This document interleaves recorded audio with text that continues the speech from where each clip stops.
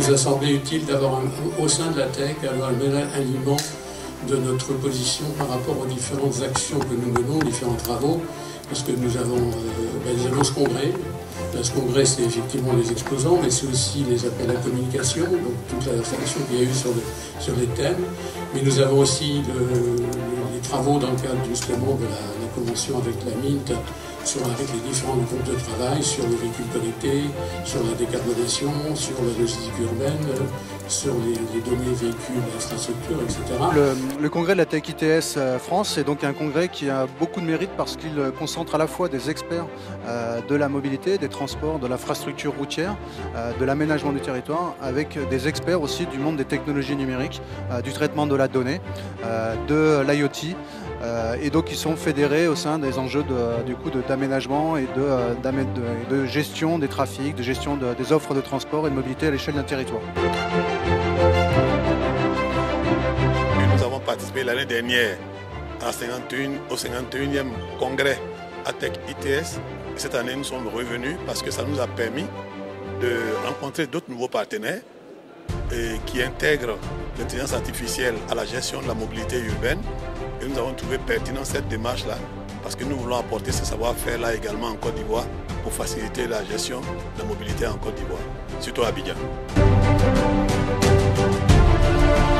D'abord, un tout grand merci pour m'accueillir ici chez ATEC ITS France. Moi, je suis le PDG, le CEO de Ertico ITS Europe. On est un partenariat public-privé avec la Commission européenne et 120 partenaires partout en Europe, où on fait des projets européens pour la mobilité intelligente et la mobilité plus durable aussi dans le futur. Donc on fait dans tous les pays, toutes les collectivités.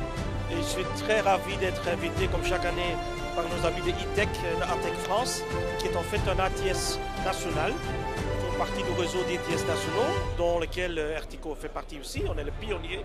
Et c'est la 52e fois qu'on a ce congrès, c'est quand même remarquable. Pour l'AMUGA, Autorité organisatrice de mobilité dans le Grand Abidjan, c'est un honneur et un privilège de participer à ce genre d'événement puisque c'est la rencontre avec plusieurs experts, plusieurs acteurs du domaine de la mobilité et de tout ce qu'il y a comme solution de digitalisation, de modernisation de l'activité de transport. Donc ces événements-là permettent de tisser des relations avec des experts du domaine pour voir ce qui est fait à l'extérieur, comment est-ce que les choses fonctionnent et comment on peut les adapter à nos réalités à Abidjan, où nous avons d'importantes contraintes de mobilité.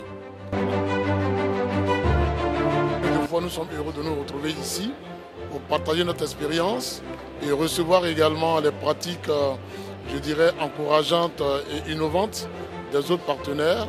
Et nous nous efforcerons autant que faire se peut de les répliquer en tenant compte de notre contexte particulier qui est celui de la Côte d'Ivoire.